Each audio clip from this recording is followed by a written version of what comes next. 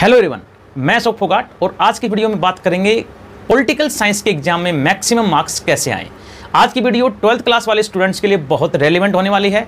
अभी CBSE boards के exam चल रहे हैं, तो बहुत सारे बच्चे जाने अनजाने में कुछ ऐसी गलतियां कर बैठते हैं जिससे उसके एग्जाम में मार्क्स कम आते हैं। तो आज की वीडियो में मैं आपको कुछ ऐसी टिप्स बताऊंगा जिनको अगर आप फॉलो करते हो तो आपके जो पॉलिटिकल साइंस का एग्जाम है उसमें आप फुल मार्क्स ले सकते हो। चलिए वीडियो को शुरू करते हैं। सबसे पहले मैंने लिखा है डायरेक्ट क्वेश्चन। अगर आपसे डायरेक्ट क्वेश्चन पूछा जाता है तो उसका आंसर बच्चों बिल्कुल टू द पॉइंट लिखना है, टू द पॉइंट लिखना है। इसमें कोई भी अननेसेसरी इररिलेवेंट बातें नहीं लिखनी है। वर्ड लिमिट का पूरा ध्यान रखना है। जितना भी वर्ड लिमिट्स में पूछा गया है उतना ही आपको आंसर टू द पॉइंट लिखना है। Second one is difference based question. अगर कोई डिफरेंशिएट क्वेश्चन आपके एग्जाम में आता है, किसी दो चीज़ों के बारे में डिफरेंट करना है, तो उसका आंसर हमेशा टी फॉर्म में दीजिए बच्चों। टी फॉर्म के साथ साथ आपको उसके बेसिस जो हैं वो भी बनाने हैं। फॉर एग्जांपल मान लो यहाँ पे ए और बी में डिफरेंस करना है, तो इसका बेसिस ऑफ डिफरेंस वाला जो पॉइंट है वो यहाँ पे लिखेंगे। हेडिंग जैसे मीनिंग हो गया, नेचर हो गया, एडवांटेज हो गया, इस तरह से फिर हम यहाँ पे लिखेंगे, इसका बी का लिखेंगे, फिर ए का, फिर बी का। इनके बीच में एक एक लाइन छोड़ के यहाँ पे आपको स्केल से लाइन खींच देनी है, जिससे आपकी प्रेजेंटेशन जो है वो अच्छी रहे, ताकि आपके मार्क्स जो हैं वो आपको फुल मार्क्स मिल सकें। ये जो डिफरेंस वाले क्वेश्चन हैं इनके अंदर आपको किसी भी सब्जेक्ट के अंदर ये दिमाग में सेट कर लो कि हमेशा आपको टी फॉर्म में भी आंसर देने हैं। उसके बाद लॉन्ग क्वेश्चन। पॉलिटिकल साइंस के एग्जाम में लॉन्ग क्वेश्चन के अंदर कोशिश करें कि आप इंट्रोडक्शन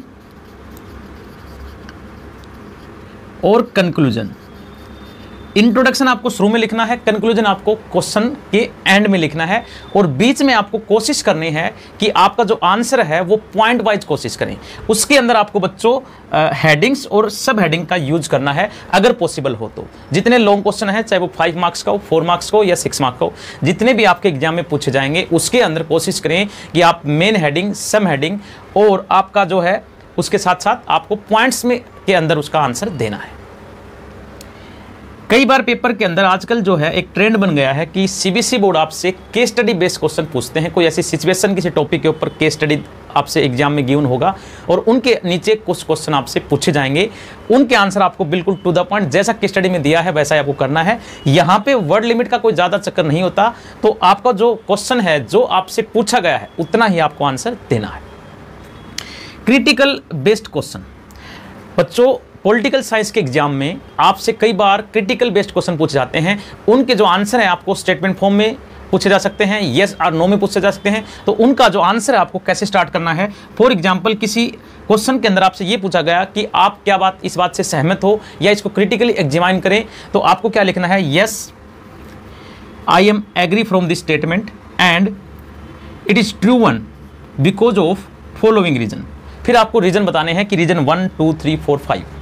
अगर ये क्रिटिकल के अलावा कोई और सिचुएशन है तो आपको आंसर वैसे ही देना है। जितने एप्लीकेशन ओरिएंटेड क्वेश्चन आते हैं उनके आंसर थोड़े थोड़े डिफरेंट हो सकते हैं, तो आपको जो आंसर है बच्चों उसमें आपको ऐसे लिखने हैं। ये प्रेजेंटेशन का इस एग्जाम के अंदर बहुत महत्वपूर्ण रोल होता है। और उसके बाद हमारा जो इंपॉर्टेंट है मैप वाले क्वेश्चन के अंदर आपको जितना मैप में, जैसा मैप में पूछा गया है, जहाँ पे कौन सा स्थान है, कहाँ पे कैसे लिखना है, या कई बार आपसे मैप के क्वेश्चन भी ऐसे पूछा सकते हैं कि ऐसी 2 नदियों के नाम बताओ, ऐसे 2 स्टेट के नाम बताओ जहाँ पे गेहूं का उत्पादन ज़्यादा होता है। इस तरह के क्वेश्चन है जैसे भी है, तो आपको वो जैसा एग्जाम में दिया गया है वैसे ही आपको आंसर शीट में लिखना है, आपके मैप में लिखना है। तो आज की वीडियो में मैंने आपको कुछ ऐसी टिप्स बताई हैं जिनको अगर आप फॉलो करते हो तो पॉलिटिकल साइंस के एग्जाम में आपके मैक्सिमम मार्क्स आएंगे, आपके फुल मार्क्स भी आने की संभावना बढ़ जाती है।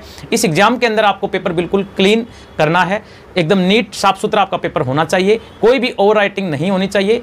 और इस एग्जाम के अंदर बिलीव मी, अगर आप अच्छे से क्वेश्चन लिखते हो, आप सब heading, main heading, conclusion, introduction, अगर कोई पॉइंट्स आपको नहीं भी आता है तो आप सिर्फ पॉइंट्स लिख के, मेन हेडिंग, सब हेडिंग लिख के आ सकते हो अगर आपके पास टाइम कम है। और उसके साथ साथ बनाकर क्वेश्चन भी अगर आप अच्छे से लिखते हो, प्रेजेंटेशन आपकी अच्छी होती है, तो बिलीव मी इस पेपर के अंदर आपके मार्क्स जो हैं वो मैक्सिमम आ सकते हैं। उम्मीद करता हूँ वीडियो आपको पसंद आई होगी। वीडियो अगर पसंद आई, इस वीडियो को ज़्यादा से ज़्यादा शेयर करें, और अभी तक जिन बच्चों ने चैनल को सब्सक्राइब नहीं किया है वो चैनल को सब्सक्राइब कर लें। वीडियो देखने के लिए आपका बहुत बहुत धन्यवाद।